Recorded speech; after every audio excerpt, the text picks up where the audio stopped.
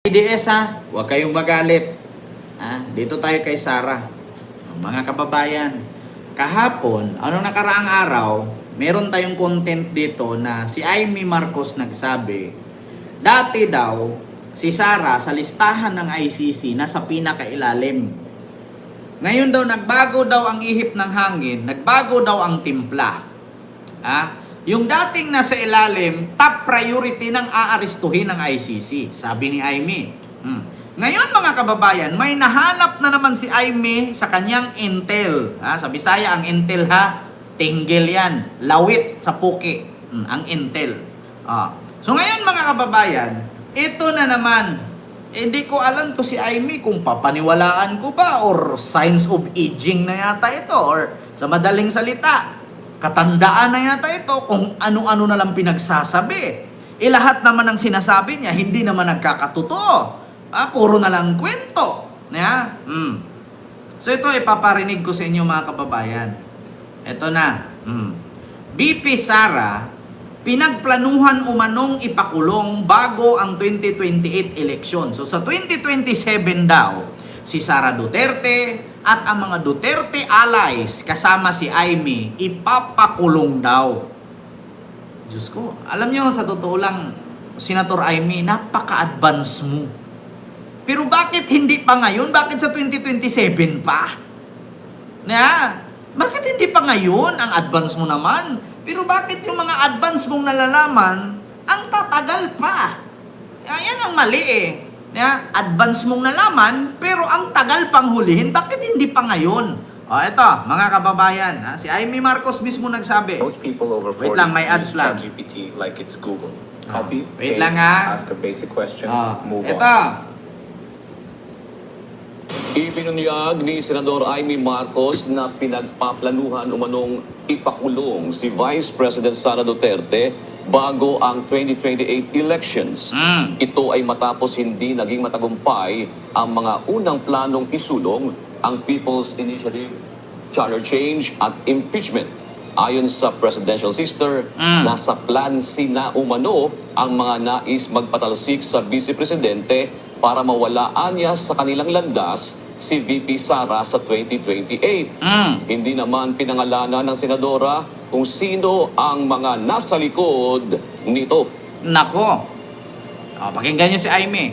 Ipipilit nila na si Boying maging ombudsman para ipakulong si VP Inday Sara bago mag-2027. At hindi lang si Inday Sara, kundi lahat ng mga Duterte, kaalyado ng mga Duterte, baka pati ako. Yan ay sa gitna ng paghihirap. Baka pati ako. Bakit Amy, tanungin kita, may ginawa ka bang kasalanan kaya makukulong ka? Kasi di ba senador ka? Bakit ka magsasalita na ipakulong si Sara Duterte, lahat ng allies niya, at baka pati ako? So bakit Amy? So ibig sabihin, sinabi mo na baka pati ikaw, so may kasalanan ka bang ginawa? Alam niyo, minsan mga kababayan, maniwala na sana ako Kaso bakit ang tagal? Bakit sa 2027 pa? Bakit hindi ngayon? Di ba? Akala ko mukha lang at ilong ang kayang pabaguhin. Utak din pala nagbabago. Alam niyo, minsan fake news na to si Amy. Fake news.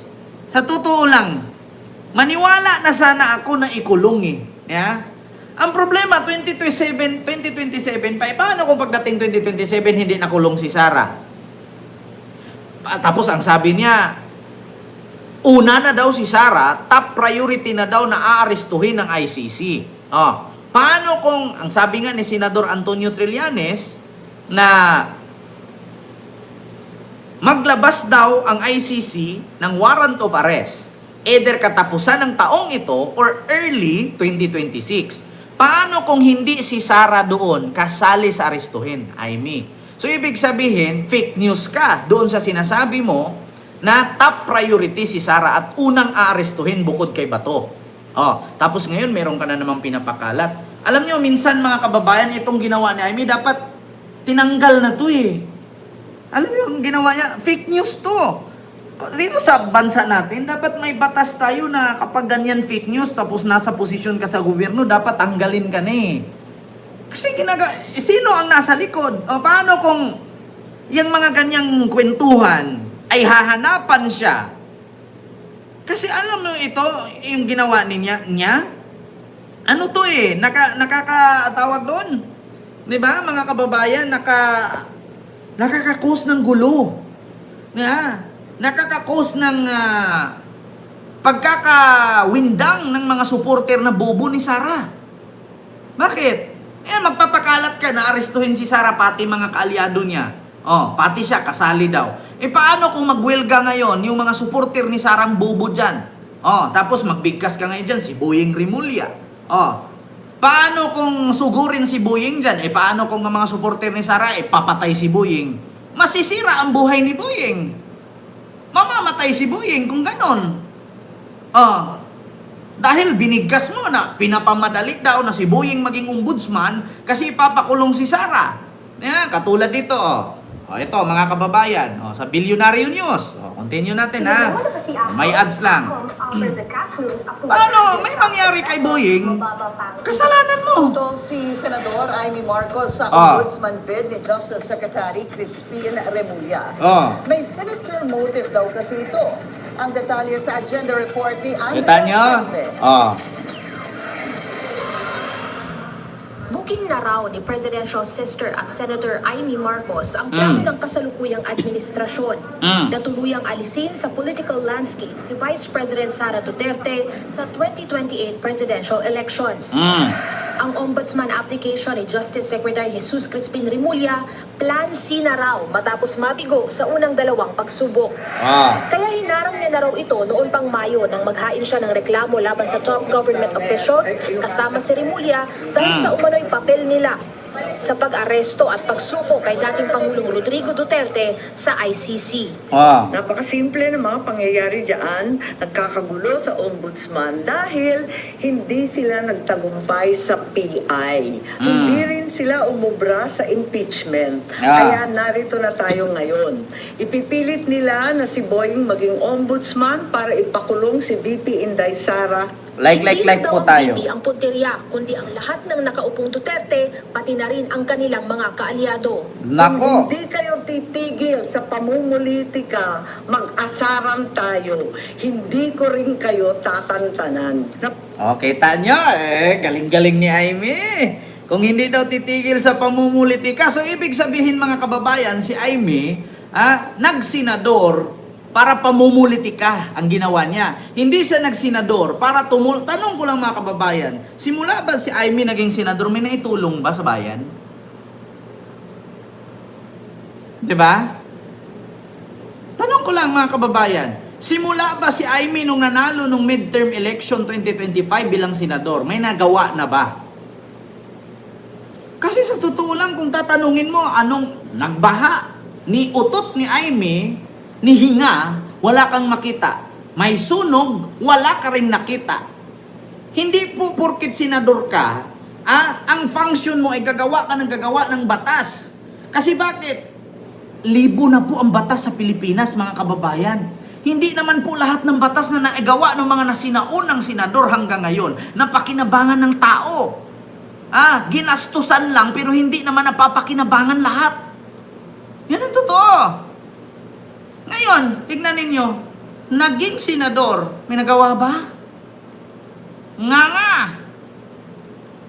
Puro kuda, puro paninira, puro chismis. Alam nyo, kay Amy, dapat tumakbo itong marites ng barangay Kasi sa chismis magaling. Sa trabaho, wala. Puro intriga lang. Parang si Sara lang. Bakit may mga ganito mga kababayan? Dapat tayo, sa trabaho natin, may mga tuka-tuka tayo, di ba? Tingnan mo, nag-apply ka sa fast food, nag-apply ka bilang tindira sa karinderya, di ba may tuka? Halimbawa ako, si Ken, nagtrabaho ako sa Jollibee. Tuka ko ngayon, lamesa, linisin ko yan. Yung kasama ko, taga-hugas, yung kasama ko, taga-serve, yung kasama ko, counter. Di ba may tuka-tuka? Pag hindi mo nagampanan, anong gagawin sa'yo ng manager? Di ba? I-suspended ka. Hindi ka sasahuran, kaltasan ka ng sahod.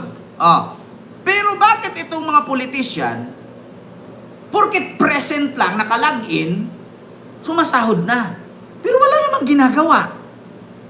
Bakit ginawa pang 24 itong Senado kung iilan lang naman senador nakikita natin dyan, nagtatrabaho? Dapat nga dyan sa Senado, 6, 5 lang eh. Bakit naging 24 yan? Halos naman, tignan nyo. Sa Senado ngayon, 24 sila. Di ba?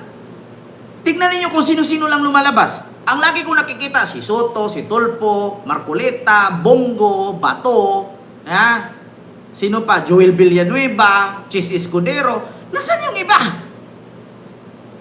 Risa Hontiveros, Kiko Pangilinan. Yun lang nakikita. Asan yung iba? Di ba? Si Amy lalabas lang pag chismis. Kita ninyo? Tapos sasabihin niya si Sara kukulong daw 2027 para wala daw kalaban sa 2028. Ito mga kababayan, mismo sa bunganga ni Amy nagsabi, tad-tad po sa kaso si Sara.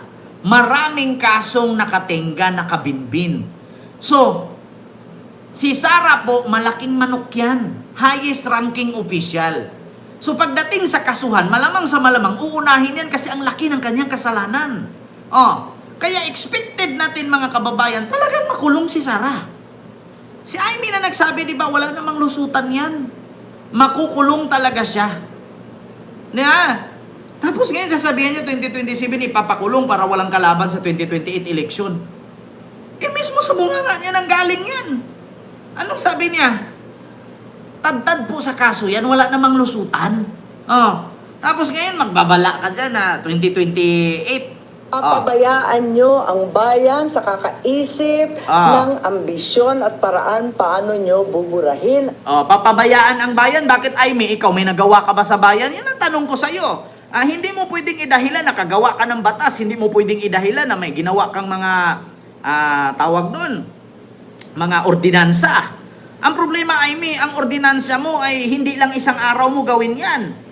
Ilang taon kang manilbihan bilang senador, dapat sa loob ng 3 taon, pag upo mo dyan, or 6 na taon, kailangan may magawa ka, hindi yung nakagawa ka ng batas 5 years ago, yun na ang lagi mong panindigan. Puro ka lang attendance, tapos magpapapreskon ka ngayon, tapos puro ka chismis. Di ba? Kita ninyo. My God. Tapos sasabihin mo ngayon, papakulong si Sara, yung mga kaalyado ni Sara, pati daw siya. Di ba ikaw mismo nagsabi, ikaw mismo nagsabi na walang lusutan, makukulong si Sara. Tapos ngayon, idadahilan mo kay Boying Rimulya. Ito, mga kababayan, Amy, makulong, tad-tad ng kaso. Amy, tad-tad ng kaso si Sara. Lumabas mismo sa bunganga niya yan. Ang katotohanan Ah. ay maraming kaso nakapila. Maraming kaso nakapela. Si Sara po, highest ranking official yan. Malamang kung meron man siyang mga kasong nakapila, malamang sa malamang, uunahin siya. Malayo lang 2028. Imposible naman, kinasuhan ka ngayon, after 3 years pa, gagalaw ang kaso mo. So, kung sakali man na ikulong siya sa 2027, malamang sa malamang tad-tad sa kaso, galing yan sa bunganga mo. PP Sara, no? Oh. Ang dahil-dahil niyang kaso. Mm. At hindi natin masasabi na kumbaga walang accountability. Marami pa rin. Hindi natin masasabi na walang accountability. So, ibig sabihin, may accountability. So, kung makulong man si Sara, either 2026 or 2027, dahil sa kaso niya, huwag mong pagbintangan si Rimulya. Hindi ko pinagtanggol si Rimulya. Isa mo nga mismo ni Amy nang galing yan. Continue. Ang pananagutan. Kasi, ang dami pa rin kaso. Nakita naman ninyo sa COA, isang katutak pa ang kaso sa... Sa COA, isang katutak pa ang kaso. Imposible naman yung kaso na yan natutulog. Malamang sa malamang, gumagalaw yan. Pag napatunayan siya dyan, sa COA pa lang, kulong na siya. Ano pa? COA, disallowance regarding the confidential funds, nakatenga pa rin yan. Sa COA, tad-tad siya ng kaso. Isang katutak na nakatingga. Pag gumalaw yung kaso dyan, automatic makukulong siya dyan. O, sunod. Appeal before COA Commission, Ah. may 3 petisyon tungkol sa confidential funds Ah. sa Supreme Court. Mm. So tuloy-tuloy pa rin yan. Mm. Tapos may COA proceedings sa 2023 confidential funds about OVP, pati na rin ang DepEd. O. So, So ano? hindi kumbaga makakaligtas kung may anomalya man. O. Hindi makakaligtas kung may anomalya man. O, so ngayon, kung nabuhay yung kaso na yan lahat at gumagalaw at nagpo-process yan tumatakbo, malamang sa malamang mga kababayan, hindi pwedeng patutulugin natin yung kaso na yan. Bakit? Si Sara, malaking manok yan. Si Sara is a highest ranking official yan. Di ba, Ma'am Rosana? So ngayon mga kababayan, hindi naman po pwede kinasuhan ka ng COA, kinasuhan ka sa ombudsman, kinasuhan ka sa pagbanta mo kay PBBM. Tapos yung kaso mo ipapatulog lang? Malamang sa malamang, tumatakbo yan. Pag doon pa lang sa COA na isang katutak na nakatinggang kaso, pag napatunayan yun at napatutuhanan na guilty siya, makukulong siya. So hindi mo pwedeng idadahilan na si Sara ipakulong, kaalyado niya ipakulong. Alam naman din po natin na si Bato at si Bongo ay mayroon din yung warrant sa ICC. Kasi sangkot sila doon sa war on drugs ni Duterte. At saka si Sara Duterte, sangkot din yan kasi siya ang mayor nung panahong presidente si Digong. So sangkot pa rin siya doon sa ICC. Bakit kaya nidadahilan mo? Kaya pinamadali si Rimulya, ginawang ombudsman kasi ikukulong. Alam na ng tao, hindi pa ombudsman si Rimulya, may mga warrant na yan.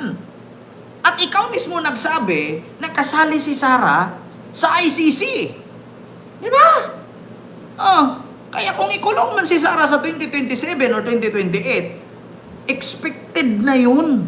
Hindi mo pwedeng linlangin, baba. Yung taong bayan, didiis lang na bobo, ang malilinlang yan. Pero hindi sila bungol. Di ba? Yun ang totoo. Tapos yung sabihin mo, ikukulong si Sara, kalyado niya, pati ako. Bakit? May kasalanan ka ba? May kasalanan ba kayo? Expected na ng taong bayan yan, mga kababayan, na si Sara po may kaso. Bukod sa pagbabanta niya kay PBBM, bukod sa pagnakaw niya dyan sa confidential fund na hindi na masabi-sabi, bukod sa mga kaso niya sa COA, yung mga kaso niya sa DepEd, yung mga kaso niya dyan sa Office of the Vice President, at yung pagkadamay niya sa ICC, expected na yan ng taong bayan na makukulong yan. Hindi mo po pwedeng idahilan si Rimulya. Kaya Amy, wag kang panalangin mo, Amy, na hindi maging ombudsman si Rimulya kasi baka pag tutuhanin ni Rimulya yan, hindi pa si Rimulya ombudsman, inunahan mo na. Paano kung maging ombudsman si Rimulya ngayon? Baka magkakandarapa ka dyan kung saan bansa ka na naman magtago. Baka dati, naglipad ka sa Hawaii, nag-exile ka, baka ngayon hindi lang Hawaii. Diyos mio Marimar. Continue. Talagang maimbestigahan to ng todo-todo.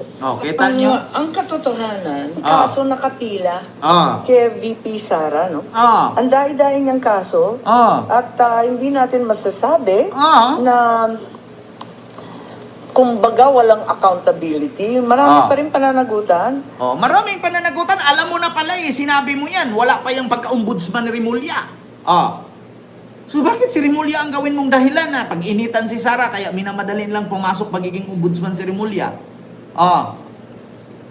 Ikaw na nga mismo nagsabi, wala tayong walang tatakbuhan, walang pananagutan, meron.